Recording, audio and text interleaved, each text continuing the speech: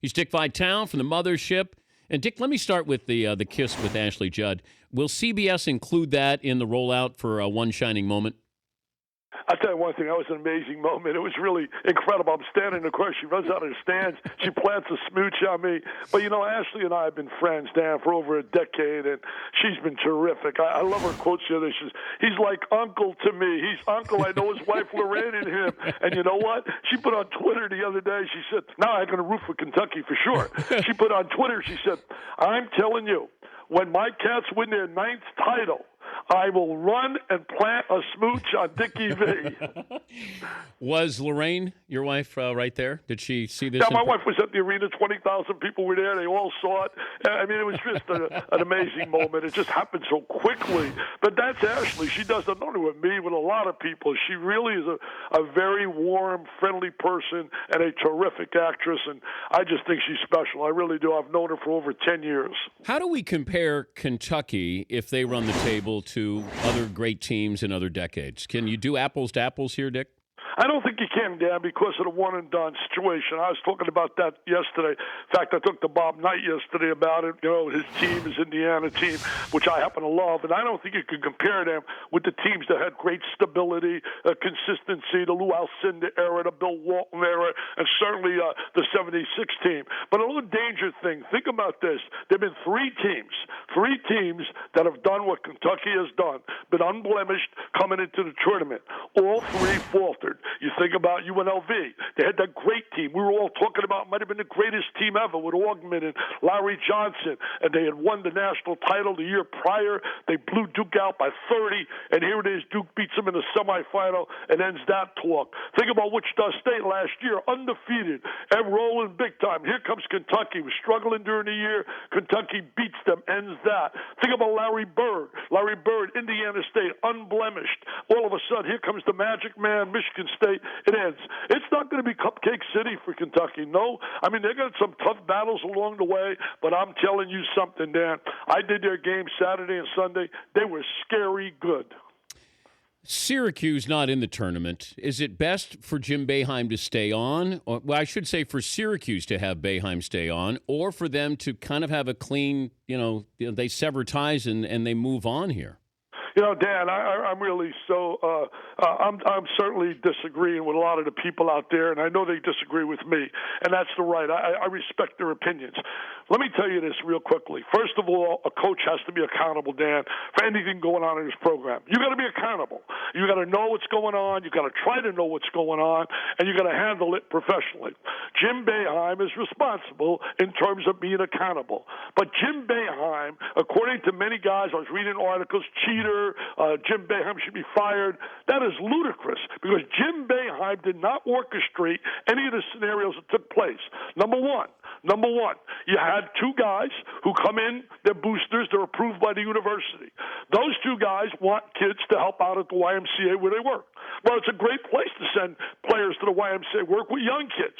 Jim had no idea. He did not orchestrate. He did not have any idea that these two guys had taken $300,000 from the Y, charged by the Y, and they were slipping cash to players, football and basketball players, to be big deals.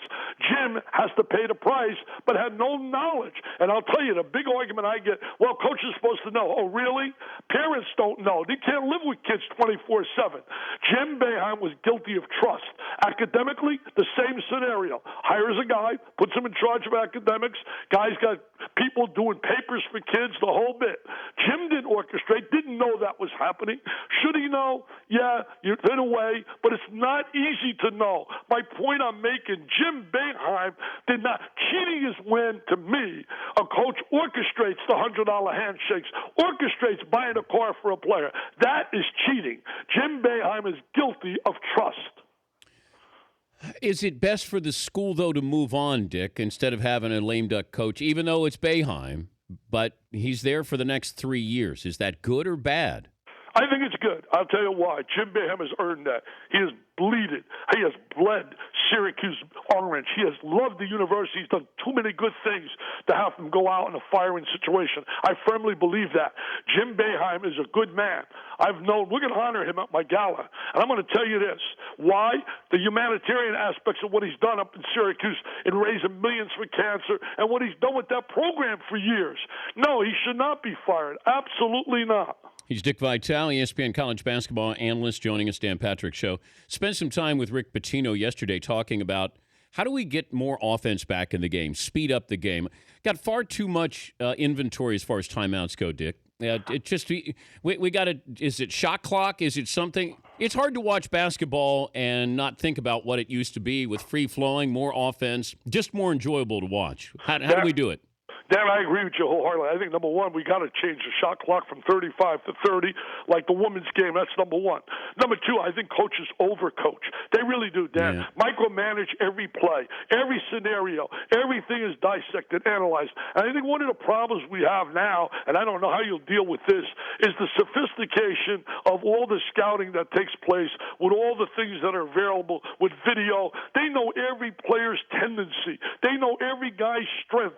They know how to attack guys who are offensive players defensively, get the ball out of their hands, and make it so much more difficult to score. They know that Dan Patrick was a shooter, man, and they would be in your face big time and say, "Come on, Big Dan, let's see if we can put it on the floor." Put it on the floor, and Dan's going, "I want to shoot the three, baby." I think you're right. They do coach every possession. In college basketball, it's about the coaches. It's not about the players. It's about the coaches. And I just think too many timeouts there. But you know what? They've sold the inventory there, so you have to have these commercials. It's like baseball. Same thing. You got everything sponsored in baseball, but you want to try to speed up the game. I think it's burning the candle at both ends there. Well, you got to pay the announcers too, man. Oh, yeah. You got to have those commercials. Did you ever think of changing your style? Was there ever a moment at ESPN when either you thought or they thought you should change your style? Why, Dan? Why? It's been me. If I'd change my style, I'd be a phony. You know what I really get a kick out of? When I first started, the people in Detroit that covered me, the guys out there, the writers, Joe Falls, the late Joe Falls, Jerry Green, Michael Hara, all those guys said, "You're mild, you're calm compared to what you were when you were on with us here in Detroit." That's me. I've been that way. If you check my, I looked at my yearbook in high school. Under my picture, it says, "Everybody's buddy." I've always been a fun-loving guy. I'm probably too easy. I take pictures with anybody. Girls kiss me, just jumps up. Pictures here, picture there. But that's just me. That's the way I've been all my life. I'll tell you one thing, Dan. I'm 75. I don't know. Tonight I could die of a heart attack. Who knows? But I'm going to go on as long as I can. I feel as energetic and as passionate as I've ever felt. I feel in great shape. I try to take care of myself. And I'm telling you this, Dan. I have more offers now than I've ever had in my life for speaking, commercials, appearances, voiceovers. It's unbelievable. And I really associate that with the fact that everything I've ever done has been with energy, with enthusiasm. We all have little things that go on. A guy said to me yesterday, "Don't you feel bad that now you're not doing the biggest game as you did in the past?" I said, "Are you serious? If you would have told me at 55 that I would be still working at 75, paid unbelievable dollars to be there, do games that really are great games." I mean, Jay right now is getting some of the bigger games, and he should. He's a young, talented guy. The bottom line is ESPN has treated me like royalty. There's no Dickie V. There's no 12 Hall of Fames. There's no books that I've written.